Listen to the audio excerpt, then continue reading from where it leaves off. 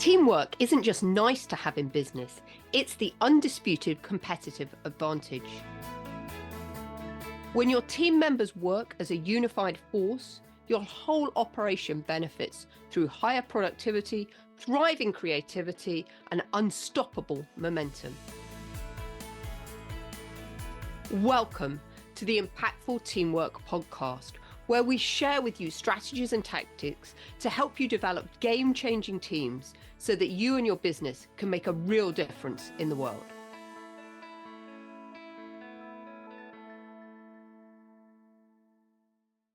Welcome everyone to this week's edition of Impactful Teamwork. My name's Julia Felton and I'm going to be your host again today. Super excited to bring you a guest this week, my good friend Jude Germain, who is the founder and principal consultant of the Maverick Paradox. She's a multi-award-winning leadership consultancy that uses Maverick leadership principles to catalyze information. And I'm sure we're going to be finding out more about Maverick leadership in a moment.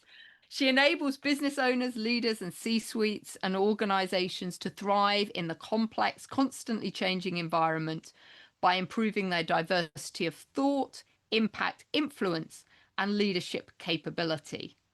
So she's a strategic leadership consultant and a leading authority, of course, on Maverick leadership, an author, C-suite and business mentor, consultant, trainer, and speaker, and one of Brain's 500 global honorees.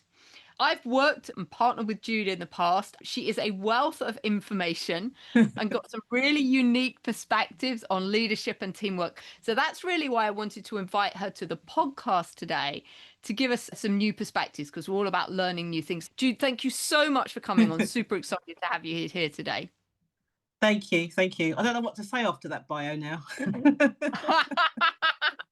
One of the topics that we wanted to talk about today was influence and your strategic leadership.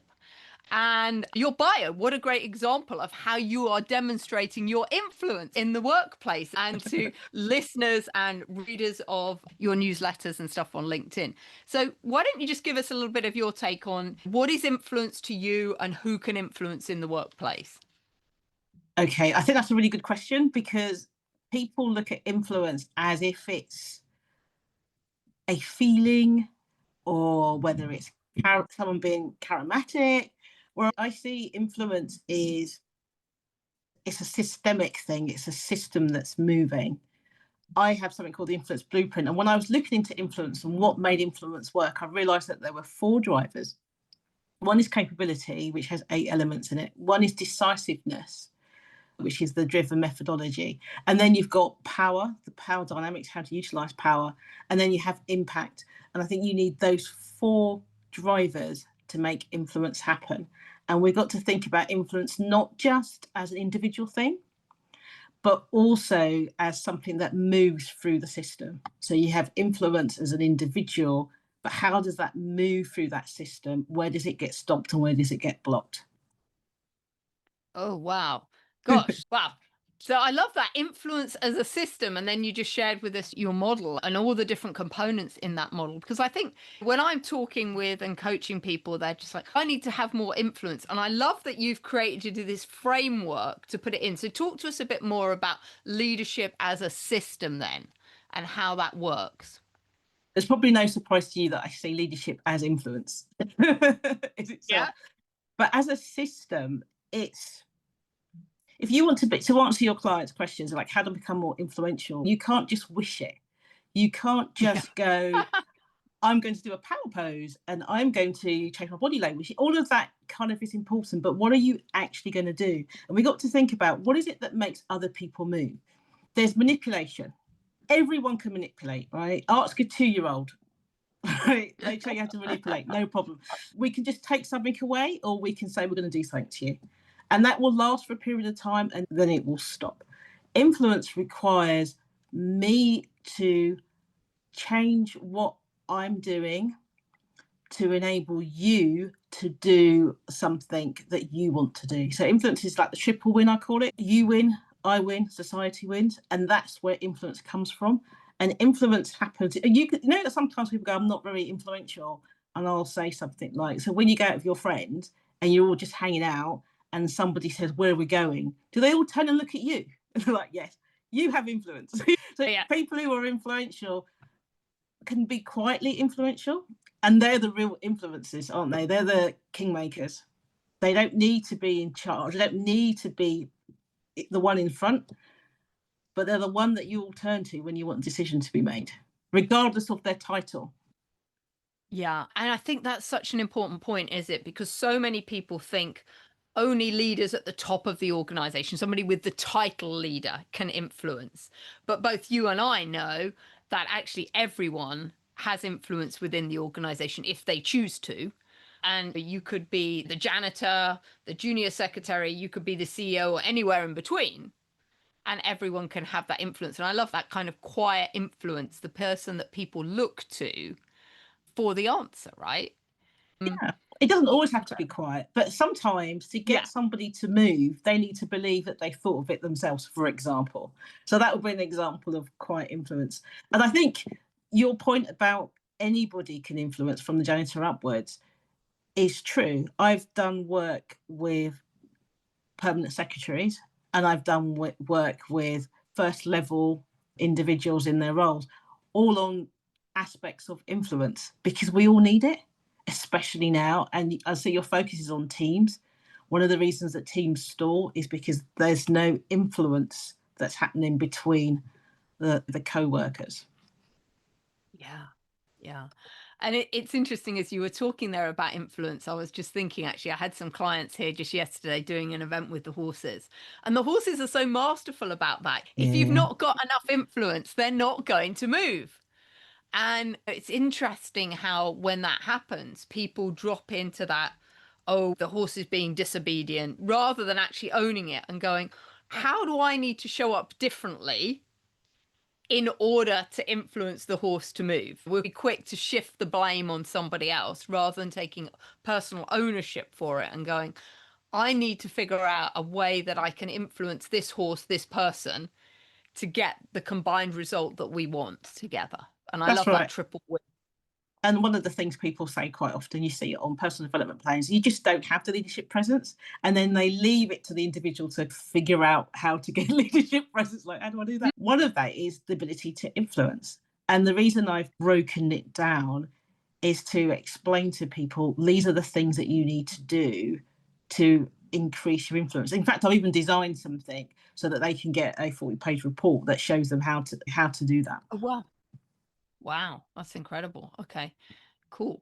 And wow, this is just such a big topic, and it's Sorry. so fascinating. I know it's so fascinating because people often say to me, how come you were so influential in your corporate career, Julia? And I think I was really lucky. I had a boss who actually always helped elevate my presence within the organization.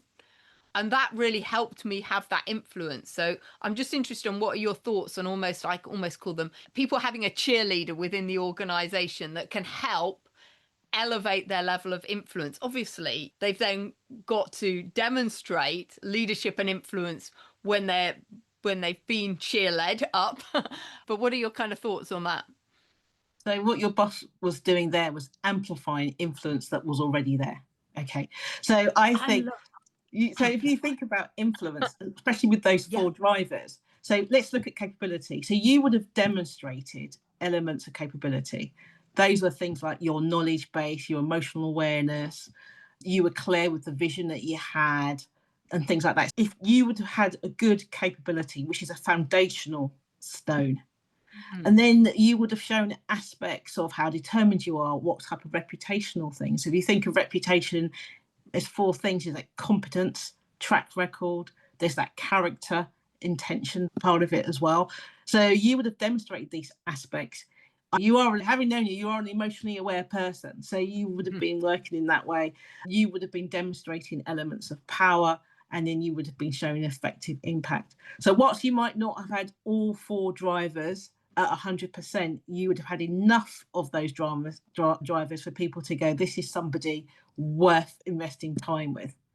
Because nobody amplifies influence if there's no influence to amplify. So I don't think Right. you were lucky. I think you were deserving. Oh, bless you. Thank you. I love that, amplifying influence. And I think that's something we all really want to strive for in the workplace. Obviously, like you said, you've got to have the capabilities in order to do that. But I think, and I'm curious here on your thoughts, women in the workplace, obviously a big topic. I know something that you're very passionate about. Do you think that women struggle to get their influence more amplified in the workplace or not?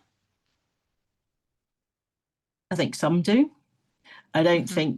think all do. I think a lot has to do with whether you're intrinsically motivated or externally motivated. So if you're looking for someone to constantly tell you that you're doing all right, you are going to struggle to be influential. If you know you're doing okay, then you're moving into amplification. So you're going to act quite differently. So this is one of the reasons I love the 4 drivers, because it gives you the elements that you need to start to become more influential. And if you think about being influential is about being a good leader, then you're naturally going to show up as a leader. Interesting. Yeah. So let's just talk a little bit about power, because that's always a bit of a, can be a bit of a red flag as a word, right? Sometimes. And you were mentioning that was one of the pillars of your model there, with the capability, decisiveness, power, and impact. So talk a little bit more about power for us and how power relates to influence, if you I wouldn't mind. think first of all, you need to understand what power actually is. So one of the things is positional power. I have power because I'm your boss and I have this job title, right? For me, that is the weakest power base possible, right? Yeah. Because it only works if I agree. Right? So if you turn around, if I'm your boss, I have power over you, and I go, no, you don't, then what? So if that's all you've got, yeah, that's not happening. So you've got the personal power, so positional power, you got legitimate power. They're all fine, but what's the real element of power is what I call maverick power. No big surprise there. Mavericks being defined as willfully independent people, and that's that internal power base. So do I understand body language? If I do this, what you're going to do there? Can I read it really well? Do I have something like self-efficacy? Do I believe everything's going to work out okay? And why do I believe everything's going to work out okay? And am I innovative enough to use what I have there to come up with new ideas? For example, really basic. You're doing your house, you want to put up a picture frame, you can't find the hammer. Do you pick up the screwdriver and turn it around and start banging in that nail? Or do you just go, oh, there's no hammer? And we know lots of leaders that run around going, there's no hammer, there's no hammer. Whereas I would say Maverick leaders go, okay, let me create something that will do the job of the hammer, and then we'll do that. So it's that self-assurance as well, but not because you're arrogant, because it's tested and you have the experience in doing it. So it's not without merit. Yeah. And I think that makes a difference. And that, again, going back to the capability driver, when you have those foundational points, it's so much easier to start to amplify. So if you think about influence on my model, you're looking at from the individual, so the personal type things, what's within me, capability, and then it's moving out, finishing impact on how I'm impacting those within the organization and those without the organization. And I love that kind of, I call it ripple effect, right? It starts with you and then it goes out. And I just think that so many people just don't really understand the impact and influence that they have on other people around us, positive and negative, right? Because influence just isn't necessarily a positive thing. We can be using it, like you said, in a manipulative, destructive way. And I just wish more people would really understand that interconnectedness of what I do impacts you, what you do impacts me, what we both do impacts the system Yeah. So if you around look us. at the capability driver, one of the keystones is emotional awareness. So for me, emotional awareness is it's the emotional intelligence. I can name my emotions and I can name emotions that you have there. Social intelligence. When I do this, I notice you did that. Let's work on that. And then there's that sort of like temperature check, I call it, where you can walk in the room and you can experience the silence, for example, and you know that silence means people are thinking or people are afraid, or, you know, you have all that. So all three enable you to be emotionally aware. And that kind of amplifies like the power driver and the impact driver. Yeah. You can see I spent some time thinking about this. Yeah, no, absolutely. And I really love the deep thinking both you and I do about things like this, because I think that's where, I think that's what sets us apart. There's something about being able to take these complex topics and distill them into a simple language that people can understand. And that's what I love about your model there about influence you've been sharing with us, because in of itself, influence is a bit esoteric. We throw the word around, but we don't really understand. And so trying to take these concepts and make them into something really grounded and actionable for people, I think is a real skill. And I know I've seen it with all of your work. That's something you do really well, is create all of these different models to explain things, to make things much simpler for people to comprehend. And then of course people can take it. But the thing is, with me, it's not models for models' sake, because that's so against Maverick Leadership principles. They have to do something. So, for example, I have a strategic influence arc, and that takes it from a mirror, so the individual or a state, moving it over into a personal development tool, and then moving over to see how influence moves. And you use it as a diagnostic. So I've worked with people where we've done a diagnostic on their company using like the first tool, the impact influence matrix, and you can do it like this. You can do it in less than 10 minutes. And that's what I like about that. You can actually do something meaningful, or we can look at where the influence bottlenecks are. Again, you can do, I mean, you can spend a day, but you can spend 10 minutes, and it gives actually enough information for you to go, what I now need to do is this. And that's what I mean. It has to be practical. Otherwise it's pointless. Yeah. Yeah. And I think our clients really want something that's practical, that they can see a quick return on investment, that it's going to make sense for them. I really loved it because Jude's just recently written a lot about, and a lot of her newsletters on LinkedIn, which I'd encourage you to subscribe to. The one that she's just written, you share the example of Peloton in that.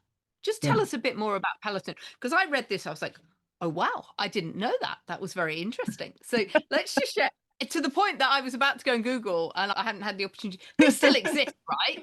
They do exist. Yeah, right? it's just as you can remember during COVID, they were massive, right? Yeah, during the COVID, they went really crazy. They had so many people buying their stuff. I don't think it was unforeseeable when people would eventually come out of COVID, they would stop exercising at home to that level. I don't think that was unforeseen. So that's one thing in terms of the team. Somebody should be sitting there going, what are we going to do when people go back to work? Yeah. But the thing is, the thing with the team in Peloton, it wasn't like it was a bad team. It was more that they weren't cohesive, because they had the CEO step down, and then the successor stepped down within 2 years. They had 3 chief marketing officers, they left. And then they had all this stock, like over $1 billion worth of stock just left there. So it wasn't that they individually weren't great, but the strategy didn't land because they weren't really looking how influence was moving through. Because influence, as I say, it's systemic. It's a system-wide thing, not just a personal thing.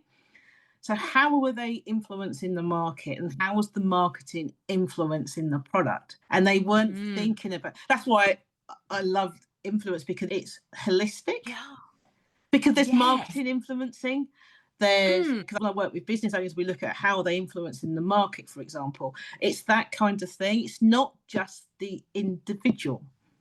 Love that. I never thought about it like that before. Thank you. Yes, of course. So it's obvious when you say it, right? Yeah, it's not just presence, although it's part of it, but it's also flow as well. Yeah. So how is the influence flowing back and forth? And I think that was one of the things that was missed. They missed that the environment was influencing the behavior of the consumers. They didn't stop to think what happens when the environment changes. Yeah, and I think this concept of environment is one I'm really passionate about, and I just did a teaching on it actually the other week about the environment, because the environment is so important, and yet we don't really speak about it enough in business and what it can do. And I love that. Yeah, the changing environment and the landscape what does that mean for a company? Because it's fundamental, right? Isn't it? Wherever the consumer is going to go is going to influence where your business is going to go. And so if Yeah, the consumer, the Peloton clients don't want to exercise at home anymore, what does that mean for your business? Sorry. no, that's true. Because one of the things I was thinking about is, if you think the more senior you get, unfortunately, the less development you get, which is ridiculous because the environment is way more complex than it ever has been. But people assume that you already know. And so if you look at what people of that age and seniority would have been taught, they were taught leadership that worked in really stable environments. They weren't taught how do you navigate complexity? How do you make decisions when everything's grey? So one of the things that I do a lot is the Maverick Leadership, which is a contextualized agile system. And within that, there's 4 pillars. So the first one, strategic influence. So again, no big surprise there, but look at it from a system basis as well. And then liberating leadership is the second pillar. So how are we liberating leadership through individuals and the system? And then executional leadership. How are you executing? Now, there's a big difference between execution and implementation. All right. And that's the difference of how the outputs come. So if you're implementing, so you've got a great implementation, probably means that you followed a strategic plan. But when you're executing, you're starting off with, what do I intend for it to happen? So let's give COVID a good example.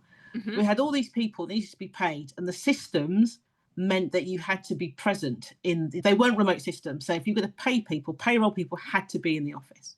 All right. Amazingly, everyone got paid with hardly any errors. So the implementation of the plan was perfect. Execution was terrible. People were burnt out. People were unhappy. People were working long hours.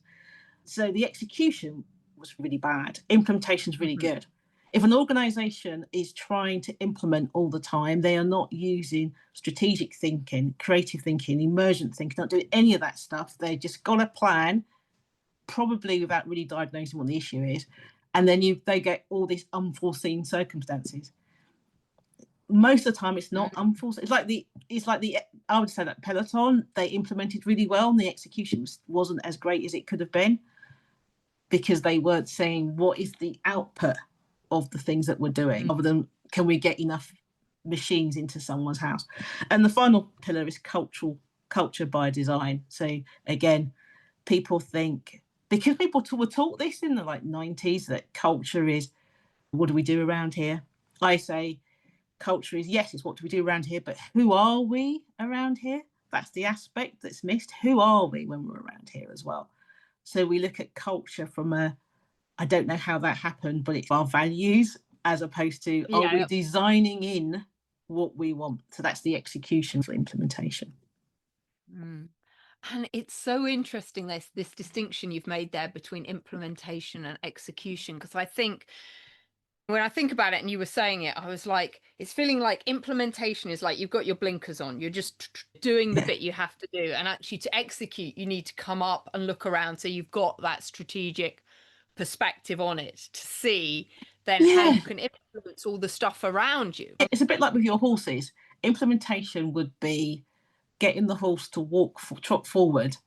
But to do that, you're constantly using your stirrups. And execution is saying walk on, and then they just go. It's that, what's the output of what you've just done? And related to that execution, what's in it for me? Why do I want to execute it? And to go back to what underpins a lot of what we both do is, what's the vision? What's the strategy? And how am I contributing to that, making that happen?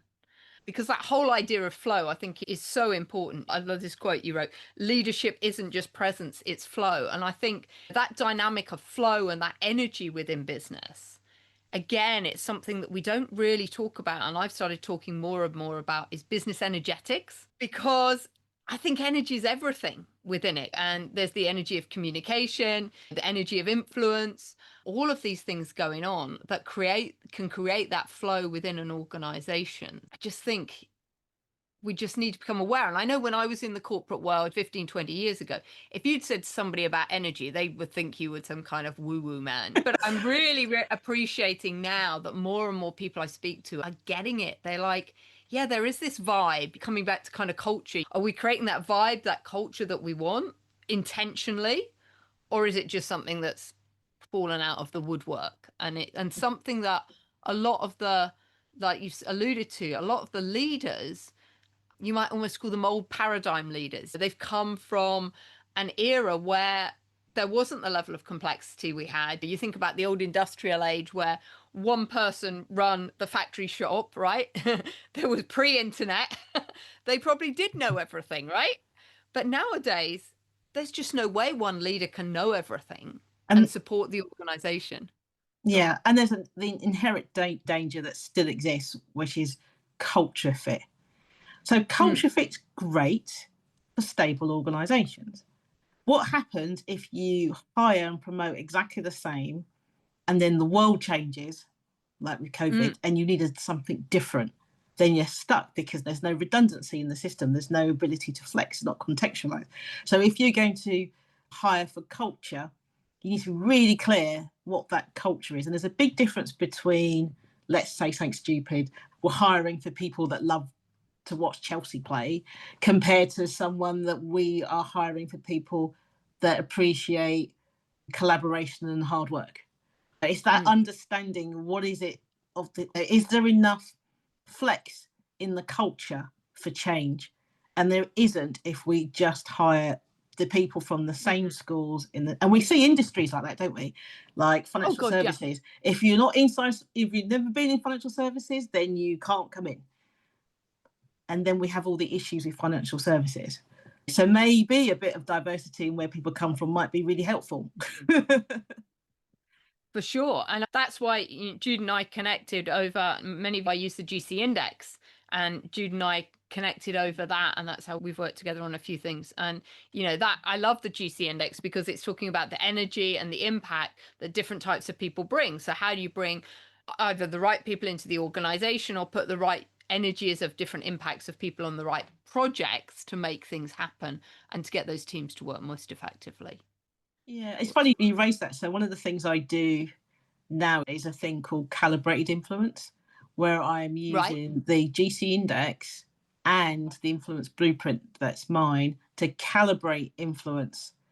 Yeah. And that has a very different feel to it because you're looking at your proclivity and your ability to influence. And what does that mean when they're calibrated together? Yeah.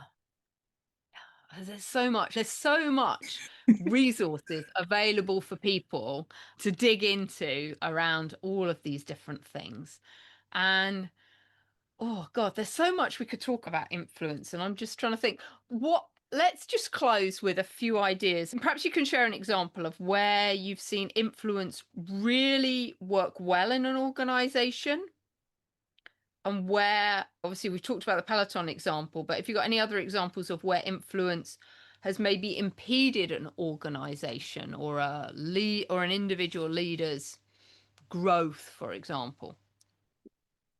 Yeah. So to take the last one, we can always imagine where you've got. It's always very difficult. I always have the HR hat on, going, "What can I share?" But I can give you an example of where we've had leaders who are really strong on their positional power, very strong on the way that they like to do things, is the way they like to do things, and they want to control.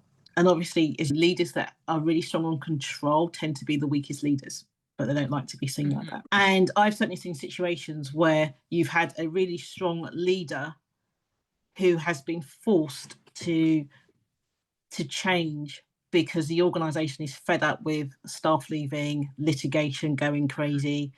And also they tend to be sometimes really strong with the client because they're really good with the smooching and the talking, but not very good in actually getting other people to do the doing. So you see the problems when major change has to happen. Yeah. But Stephen Covey talks about like the trust tax.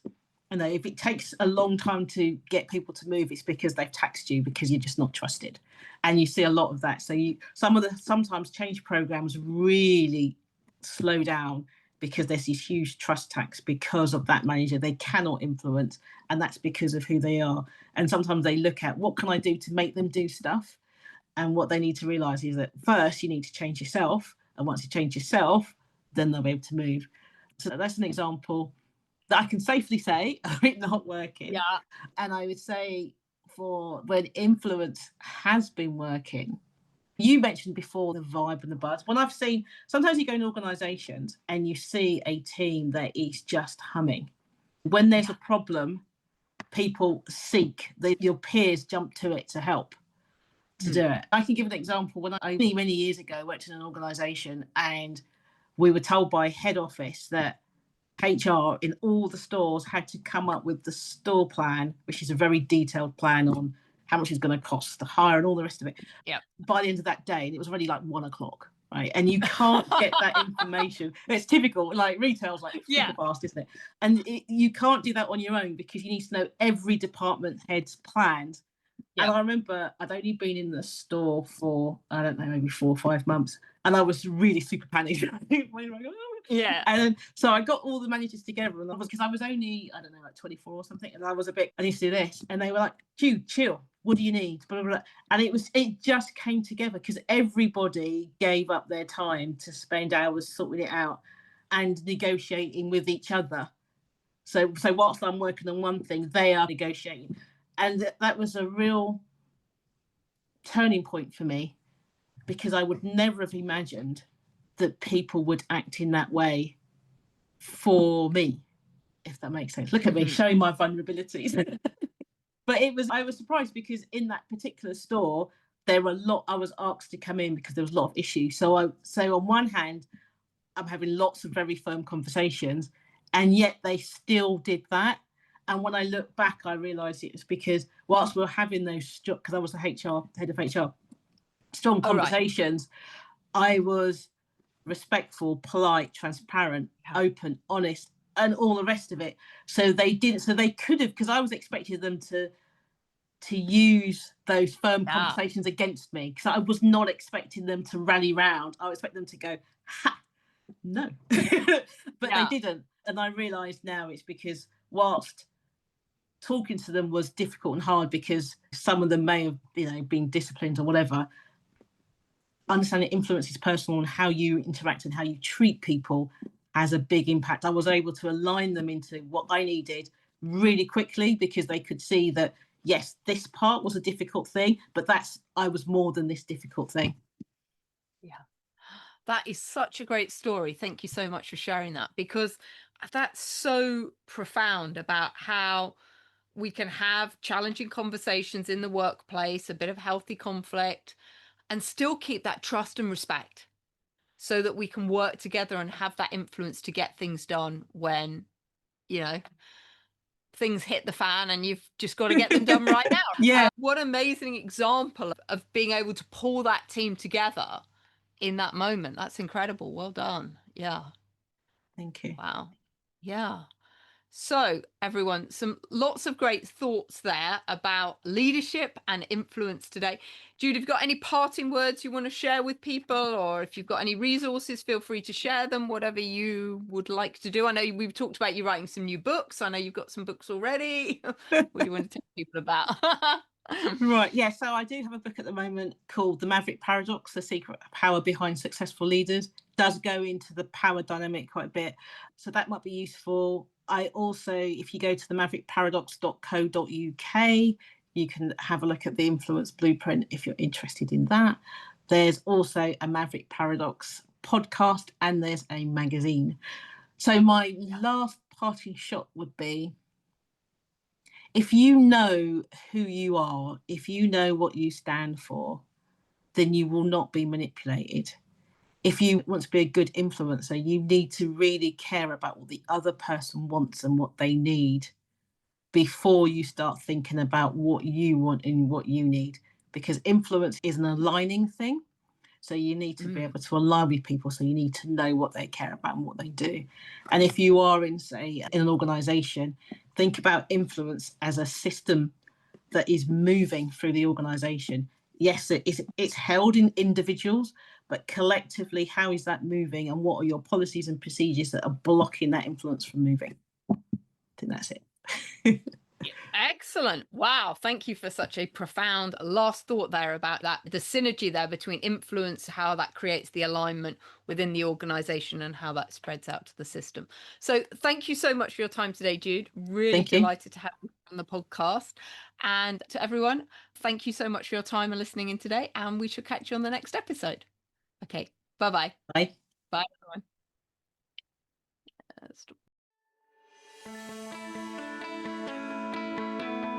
Thanks for listening to the Impactful Teamwork podcast. Please stay tuned for future episodes and do subscribe wherever you get your podcasts. If you've enjoyed this episode, please leave a rating on your favorite platform. Recommendations are essential for attracting new listeners. Please follow us on social media at Julia Felton and at Business Horsepower. And if there are any topics you'd like us to cover on future episodes, please do let me know. Remember, you and your team are always making an impact. What impact will you make today?